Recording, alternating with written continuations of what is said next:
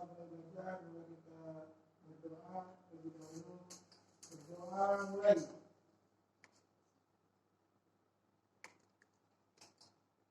Doa selesai.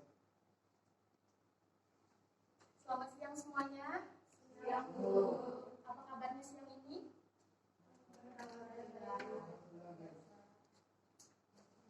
Pada puasa nggak? Sebelum kita mulai pelajaran, Ibu akan menanyakan dulu siapa yang tidak hadir pada hari ini. Kenapa, Bu? Ada lagi yang tidak hadir? Gira kenapa?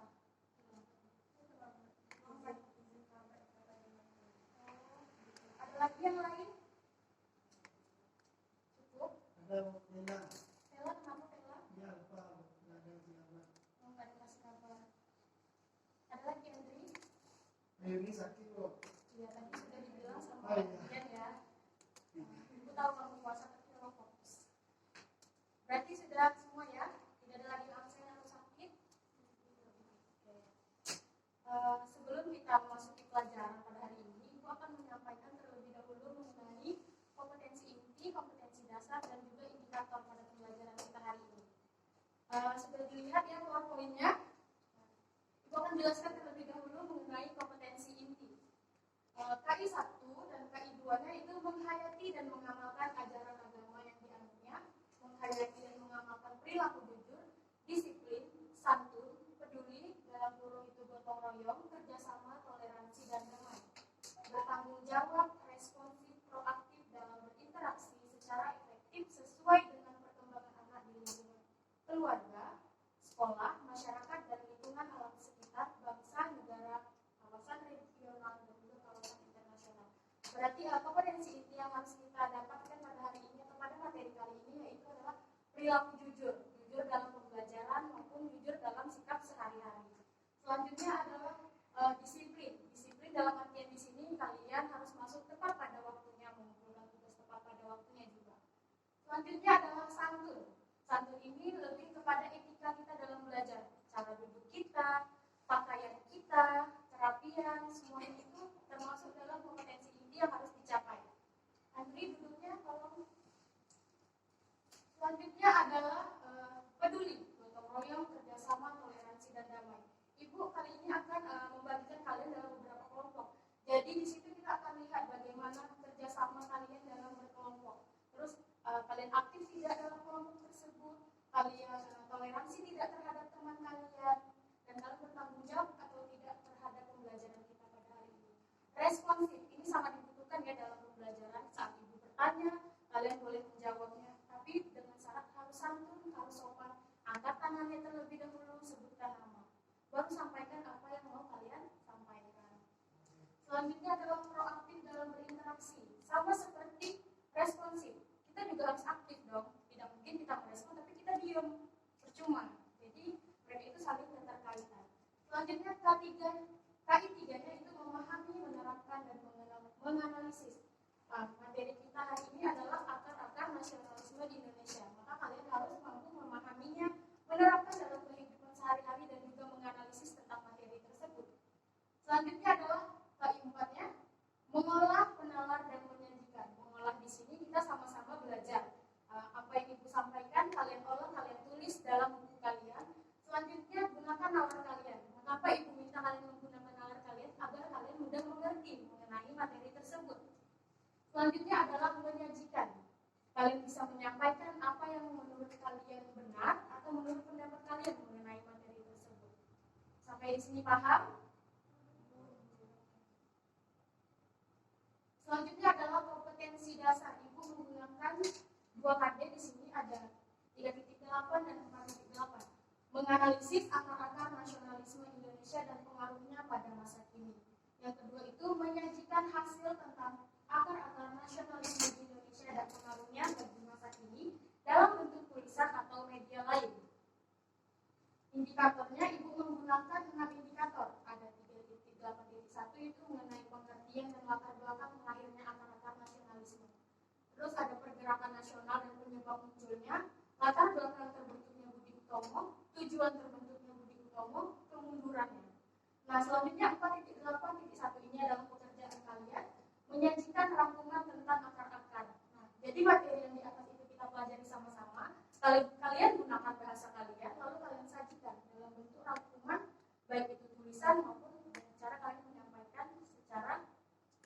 bicara. Sampai di sini ada yang mau ditanya sebelum kita masuk ke materi? Tidak. Ibu harap kalian responsif ya dalam belajar. Oke, kita akan membahas mengenai akar-akar nasionalisme di Indonesia.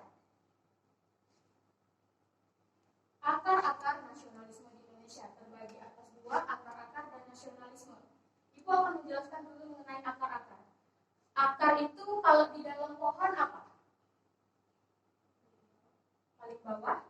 Apa lagi? Di dalam tanah. Apa? Pertama muncul. Ada lagi? Penguat. Penguat. Penguat. Oke. Besarkan suaranya ya, biar teman-temannya pada mendengar. Ya, akar-akar itu adalah bagian paling bawah, yang ada paling bawah, penguat. Satu lagi tadi apa, Andri? Yang pertama muncul. Nah, itulah makanya disebut sebagai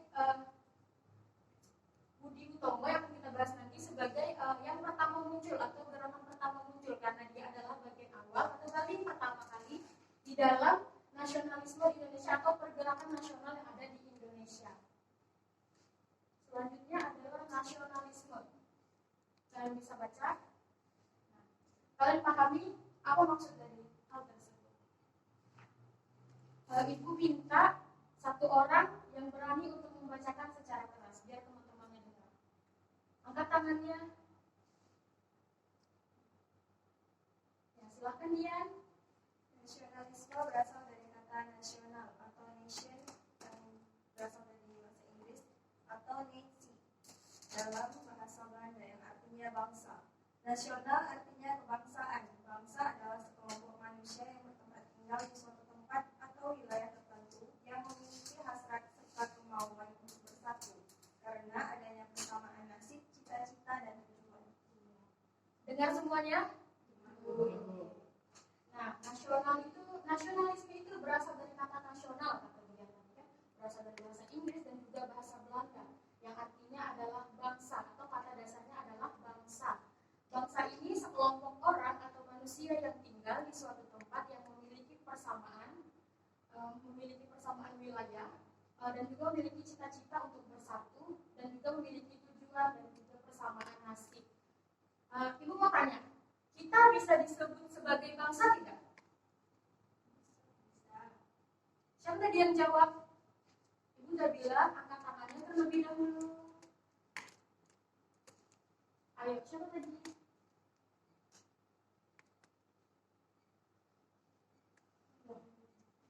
Oh tidak. Kenapa?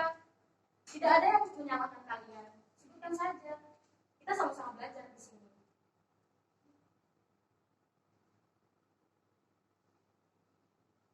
Mau ditunjuk aja. Ditanya diam, disuruh ditunjuk diam. Kalian maunya apa? Senyum-senyum aja. Iya, mau ditunjuk. Iya atau tidak? Tidak, kata Rizka. Berarti Rizka yang mau menjelaskan. Apa itu Rizka? Apa alasannya kenapa kita bisa disebut sebagai bangsa?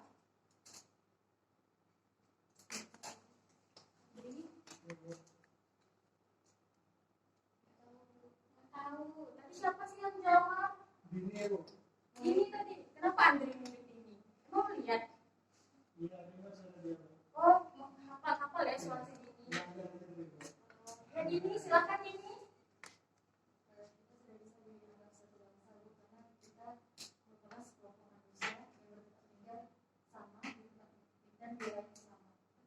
Terus kita juga punya tujuan yang sama, yaitu untuk mencapai cita-cita kita. Kalian di sini sekolah pasti punya cita-cita dong, iya kan? Ada yang mau jadi guru, atau nanti ada yang mau jadi presiden, istri presiden, iya kan? Nah makanya itu kita bisa disebut sebagai bagian dari sebuah bangsa. Oke, bentar. Boleh tepuk tangan untuk kalian semua. Selanjutnya adalah latar belakang lahirnya akar-akar nasionalisme di Indonesia. Satu, adanya tekanan dan penderitaan terus-menerus terjadi yang dilakukan oleh penjajah. Yang kedua, rasa senasib sepenanggungan yang hidup dalam penjajahan.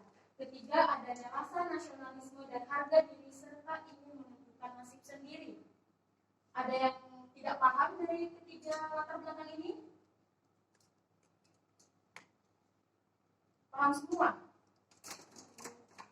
Dian paham. Oke, Dian sudah paham ya. Yang lain gimana? Rizka sudah paham. Yang lainnya? Belum, Bu.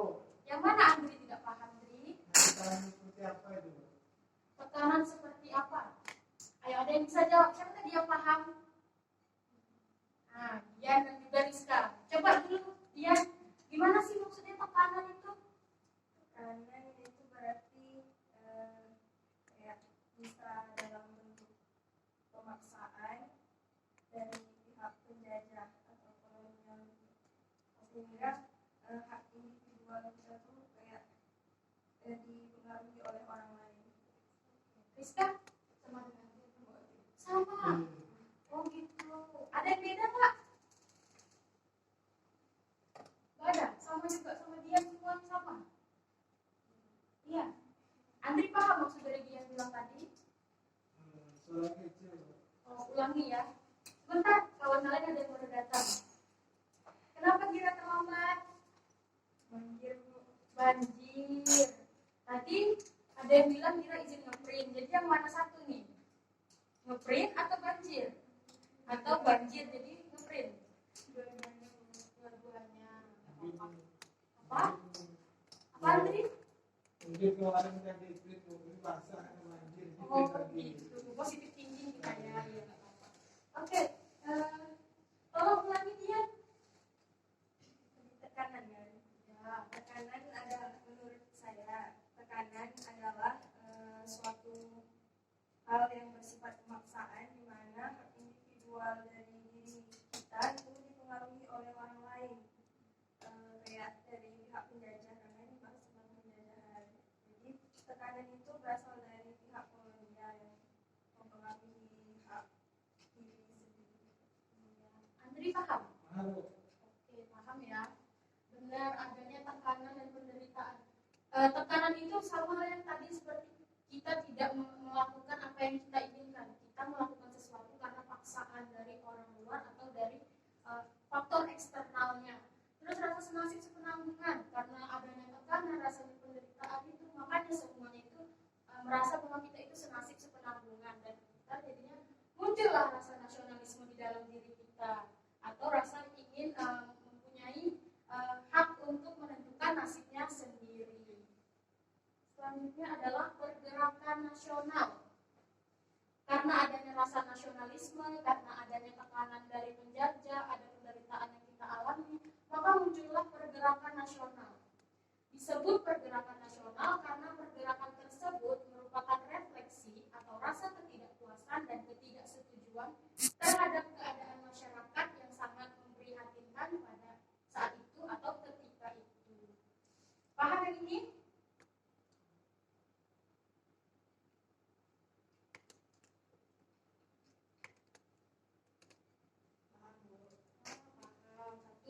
Paham semua enggak? Coba jawab paham, Bu. Enggak, Bu. Enggak, yang mana Andri? Pahamnya tentang itu mencapai kemerdekaan bersama sebagai bangsa. Merupakan tujuan nasional dan usaha terorganisir. Terorganisir maksudnya apa, Bu? Terorganisir, terstruktur. Oh, Iya. Paham sudah? paham, Bu. Oke. Selanjutnya, penyebab munculnya pergerakan nasional. Ada 4. Sama halnya dengan munculnya nasionalisme tadi, sama juga dengan itu. Tapi ada tambahan yaitu tekanan dan penderitaan terus-menerus merupakan akumulasi dari sejumlah tindakan kaum penjajah. Kita dijajah kan bukan hanya dari Belanda saja ya, tapi juga dari Portugis, Inggris, Prancis dan juga bahkan mau mendekati kemerdekaan pun kita masih dijajah ya. Itulah alasan kenapa munculnya pergerakan nasional. Oke, selanjutnya adalah gerakan Budi Utomo. Nah, Ibu di sini akan memberikan kalian menjadi beberapa kelompok. Kalian jumlahnya ini berapa hari ini yang hadir? 7 orang. Mau bagi 2 kelompok atau 3 kelompok? Kalau 3 kelompok, ada yang sendiri. 2. aja? Oke, hitung ya 1 sampai 2. Silakan dimulai dari Gira. 1, 2, 1, 2, 1. Nah, duduklah berdasarkan angka kalian. Berkelompok ya. Kelompok 1 di sini, kelompok 2 di sini. Jangan ribut. Yang bergerak itu kaki dan tangan, bukan mulut ya. Angkat kursinya.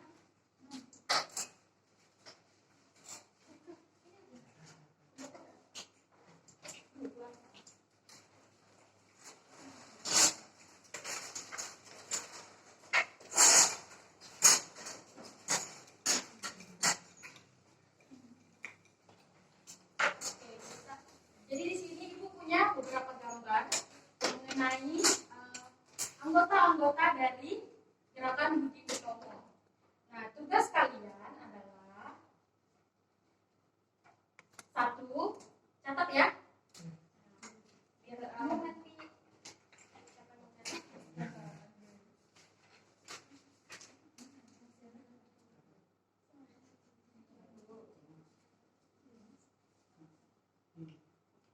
kenapa kelompok 1? Satu, latar belakang dari munculnya gerakan Budi Utomo.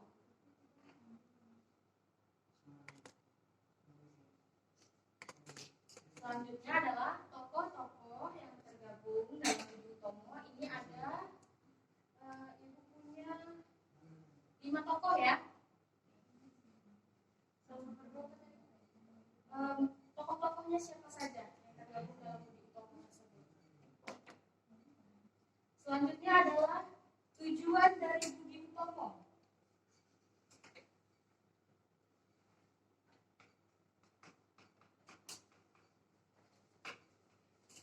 Yang ketiga adalah kemunduran dari Budi Utomo. Yang keempat. Terima kasih sudah mengingatkan.